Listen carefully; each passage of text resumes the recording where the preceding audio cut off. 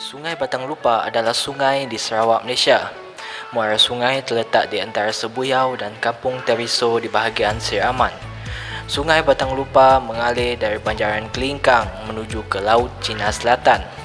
Sungai ini mengalir sejauh 275 km dan merupakan sungai ketiga terpanjang di Sarawak.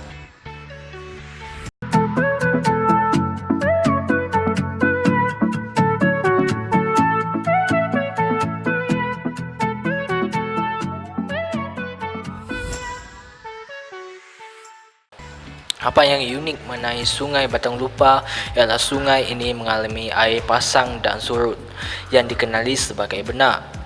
Sungai Batang Lupa merupakan salah satu daripada 400 sungai di dunia yang mengalami fenomena ini. Benak akan muncul dari kuala dan memenuhi sungai dengan cepat dalam jangka masa 10 minit. Puncak ombak benak boleh mencapai ketinggian 2 hingga 3 meter.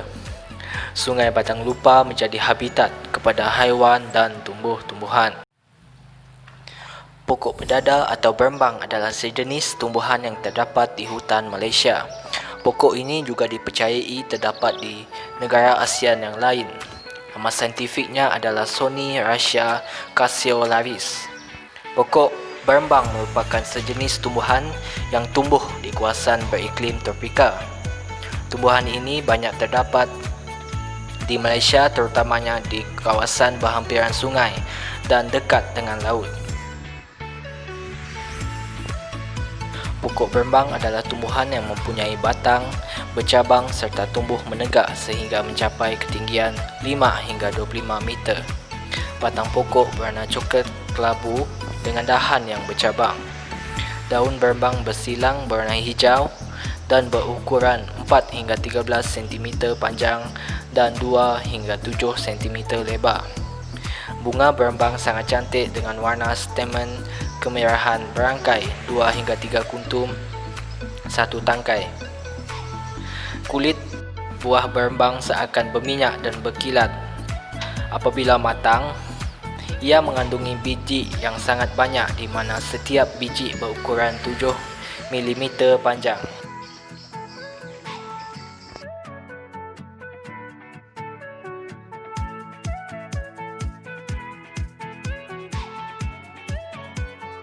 Pemerhatian mendapati pokok berembang berbunga sepanjang tahun, iaitu stamen dan kelopak bunga akan jatuh selepas 12 jam.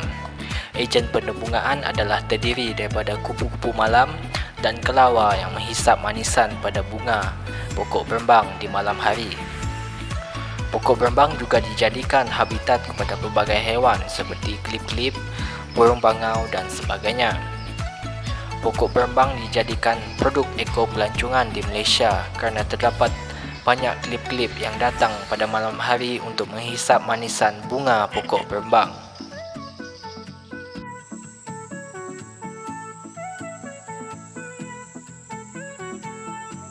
Cara penyebaran pokok berembang sepanjang Sungai Batang Lupa adalah melalui ejen penyebaran air. Buah berembang yang sudah matang akan jatuh ke tanah. Buah berembang mempunyai kulit berlilin dan kalis air. Apabila air pasang, buah berembang akan dihanyutkan oleh air pasang, dan apabila air surut, buah berembang akan tertinggal di bahagian pinggir sungai dan mula bertumbuh. Oleh itu, kita dapat lihat terdapat banyak pohon berembang sepanjang Sungai Batang Lupa.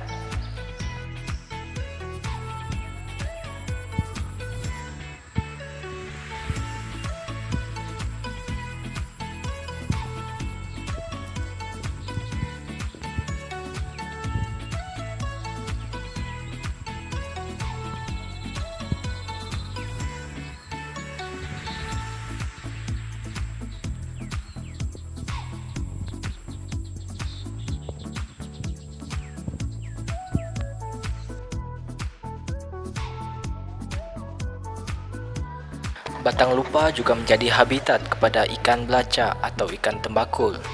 Ikan belacak hanya terdapat di kawasan tropika dan separa tropika. Ikan belacak dapat membesar sehingga sepanjang 6 inci dan memakan mangsa kecil seperti ketam kecil. Ikan tembakul menggali lubang jauh ke dalam mendakan lembut untuk mengekalkan haba dan mengelakkan pemangsa semasa air pasang.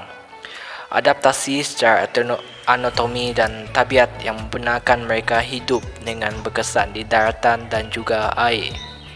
Ikan belacak mempunyai keupayaan untuk bernafas melalui kulit, lapisan mulut mereka dan kerongkong.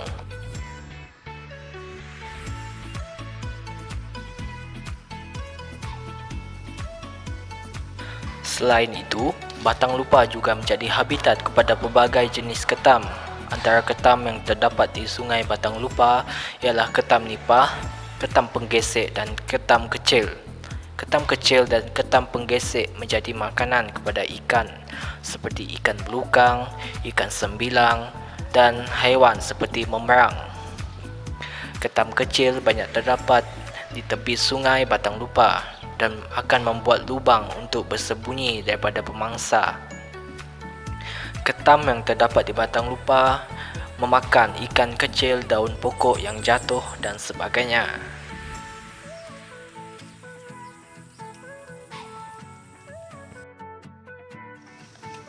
Lobster lumpur ataupun nama saintifiknya Thalasina anomala adalah spesies krustasea dalam keluarga Thalassinidae.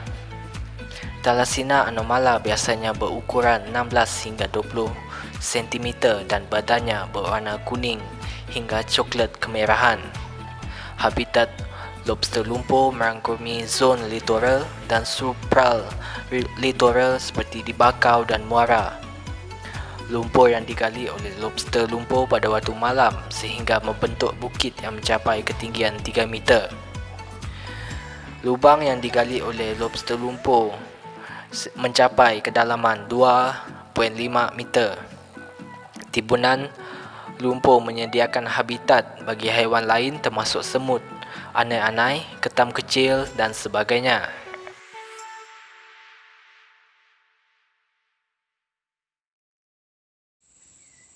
Selain itu, Batang Lupa juga menjadi habitat kepada ikan yang bersaiz besar seperti ikan panjang dan ikan terusan.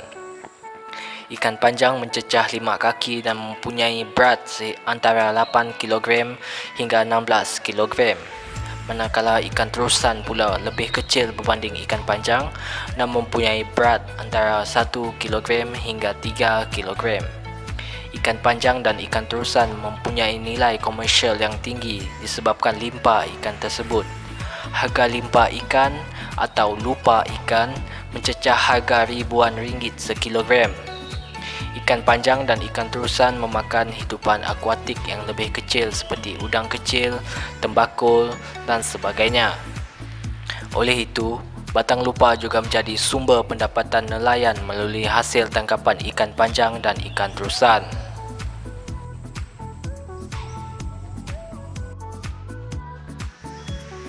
Ikan belukang juga menjadikan Batang Lupa sebagai habitatnya. Taburan ikan belukang amat meluas meliputi pesisir lautan Hindi, bermula dari pantai-pantai di wilayah India, Pakistan, Sri Lanka, Asia Tenggara hingga ke Malaysia, Indonesia dan Filipina. Ikan belukang merupakan ikan yang bersaiz sederhana dan memiliki badan yang licin dan tidak bersisik. Ia mampu membesar panjang sehingga 45 cm, namun kebanyakan yang ditemui sekitar 30 cm sahaja. Ikan ini biasanya memakan ketam kecil, anak udang, cacing dan siput. Habitatnya tertumpu kepada kawasan dasar yang berlumpur tetapi mempunyai struktur seperti kayu mati dan sebagainya.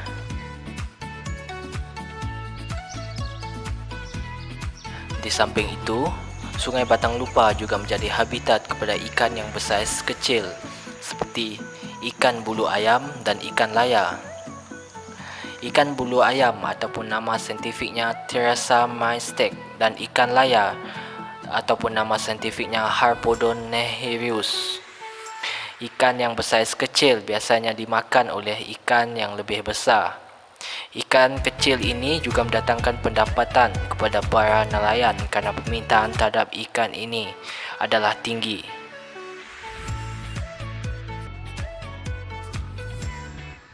Selain itu, ikan buntal kuning ataupun nama saintifiknya Xenopterus naritus juga terdapat di Sungai Batang Lupar. Musim ikan buntal kuning bermula daripada April hingga Oktober setiap tahun di sepanjang Batang Lupar. Batang Lupar menjadi tumpuan ikan buntal kuning disebabkan faktor laluan sungai yang sempit, memiliki banyak tanjung yang terlindung daripada arus laut dan sesuai untuk proses pembiakan.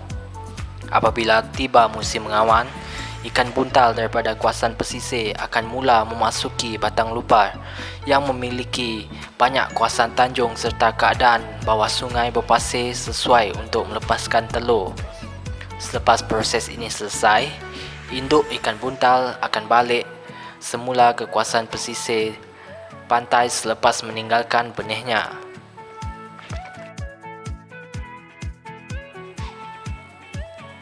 Ikan turbot atau nama saintifiknya Tenua losa toel juga terdapat di Batang Lupar. Ikan turbot sangat berharga dalam kalangan rakyat Malaysia kerana daging dan telurnya. Musim penangkapan ikan turbot bermula dari Januari hingga Jun setiap tahun. Telur ikan turbot mencapai harga 500 sekilogram. Ikan ini juga tersebar di barat Lautan Hindi dan Teluk Bengal ke Laut Jawa dan Laut Cina Selatan. Ia mendiami muara yang deras dan keruh serta perairan pantai yang berdekatan. Anggalah atau nama saintifiknya Macrobrachium rosenbergi menjadikan Batang Lupar sebagai habitatnya.